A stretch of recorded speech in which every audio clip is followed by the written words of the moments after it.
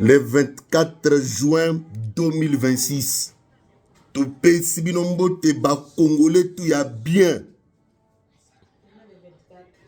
Boyo kangai bien. Ndenge zaboui. Bato baso comprendre te. Le ciel de la RDC était aujourd'hui coloré par les hélicoptères de chasse et les exercices militaires. C'était quoi? Vous savez que le pays est en train de se préparer pour un grand défi qu'on doit relever. Mboka Ezo Bongamapona est relevé d'office sécuritaire il y a 30 ans. Ce qui veut dire que le président a commis qu'au Bengissa, Batou pour consulter Bango.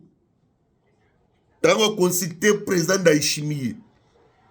Ndaïchimie, c'est un général, un militaire. Il a beaucoup de notions sur les opérations et l'armée.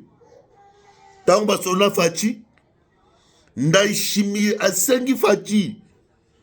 Je vais voir exactement, je vais avoir l'image de ce que vous voulez partir avec pour vous engager dans l'opération Oyo.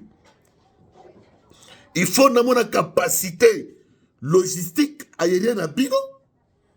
Nous avons une capacité à homme de troupes Oyo qui n'a bango.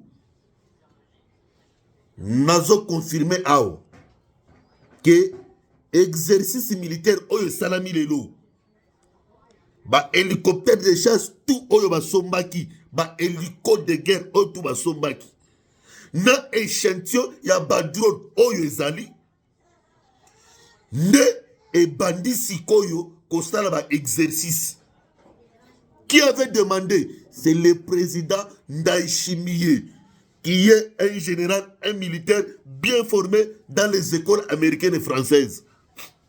Est-ce que Oyokito Oyoki? Est-ce que Oyokito Oyokite?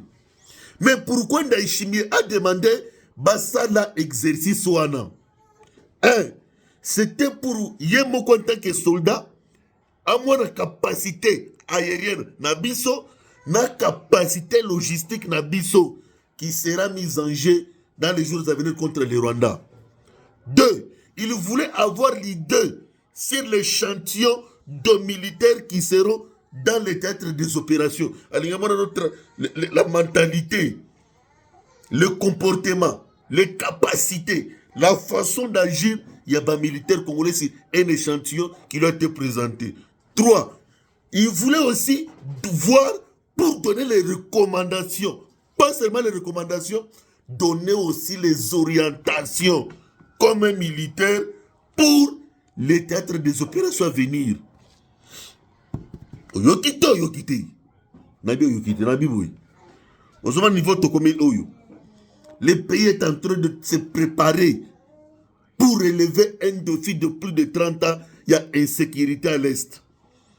Dans la consultation, Ndaïchimie, comme un allié Yamboka, à Sengi, comme un allié Yamboka, excusez-moi, comme un militaire bien formé, à Sengi, à Mouananan, va faire visiter, va centre, va drone, va hélicoptère de chasse, va comme tout, dans la image, va comment planifier péché.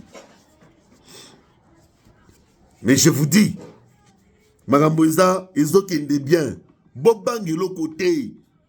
Gisila tozo sila nana Rwanda. Cette nuit, Bouto Kotana, non, lobby Bouto Kotana lobby avant, Ndaïchimia Kende, le président a eu une nuit de marathon. Ba réunion, ba stratégie, ba système, comment mettre en place, Makamtou. Maintenant, ce que j'ai aimé, selon les renseignements Otozanango, vous savez que tu ne peux jamais faire la communication si tu n'as pas de renseignements. Vous savez que des formations, je suis un criminologue. Et quand je viens ici, c'est pour vous donner les éléments détaillés. Pour aucun de Kolanda, le Kouta, baronner la réseau sociaux, au Turanero, et tout le petit phare de ce, le Kouta. Retenez ça. le Burundi va s'en charger pour contrôler les renseignements et s'occuper du ravitaillement dans eloko kusarama. Eza oyo batunabino ya phare de so bazo compliqué te. Nous allons partir avec les hommes de Ndaïchimé vont nous aider. Bangonde va s'occuper de renseignement. Nous n'allons pas donner renseignement na ba traître na moi bazana ngamba Congo na pourquoi bazana kamba rendre la butu. Le Burundi va s'en charger. To PCA charge en collaboration avec les hommes de confiance qui sont dans notre armée. Le Burundi va s'occuper de toute la communication des unités qui seront engagées, de toute la communication des machines qui seront mises en jeu. Boyo Monango Black, Kobimisa Luboyanka Shamana Ituri, yo, pour yo kanisa Monsieur Pamba, c'était pour le moment Oyo. Bolanda information wana ya Jeune Afrique T. Ils ont révélé que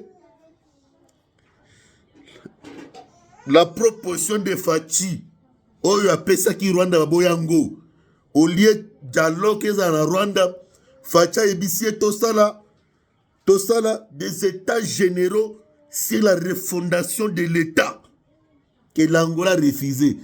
C'était en décembre 2025. On a proposé le Kwana, Angola et Lobiki, l'Union africaine. Je ne saurais pas assumer cette responsabilité-là. Aboya Kengo, Lorenzo Aboya Kengo en tant que chef de l'Union africaine. Aboya Kengo, le Kola Koboya, Ndenyo Jeune Afrique a joué Bisabino T. Ngaïnde dans la charge en Boka, Ndenyo a joué Bisabino. L'Angola avait refusé. Il y a qu'au recevoir l'état général, c'est parce que Lorenzo était le chef de l'Union africaine. Il ne pouvait pas encore prendre une autre responsabilité comme ça parce que responsabilité française nene ndaboya kinda lobi que non, vous pouvez chercher notre pays comme ça toi assister bi ngai naza trop pris na makambo Afrique. Awa tozolo baboui. Fachi na Lorenzo le président d'Angola ba komi na calcul mususu. Nabiboui, ba komi na ba objectif mususu imposer la paix à l'est du pays. D'ici là, vous allez voir le président Lorenzo, si pas lui, ça sera la dame de la Tanzanie, Samia Sulu, à côté de Kinshasa. Bolanda Lukuta Wanaya, Jeune Afrique, il voulait nous faire voir que non, l'Angola aurait refusé proposition à Fachité. Nazo éclaircir, bino que président Lorenzo a boyaki Koyamba, ba état général wana, il y a refondation de l'État au Fachi a proposé, c'est parce que c'est président de l'Union africaine, charge, il y a l'Union africaine, et ça qui moukoumba makasi. Ou yokito yokite. Alors qu'on a le côté, likez, partagez vidéo.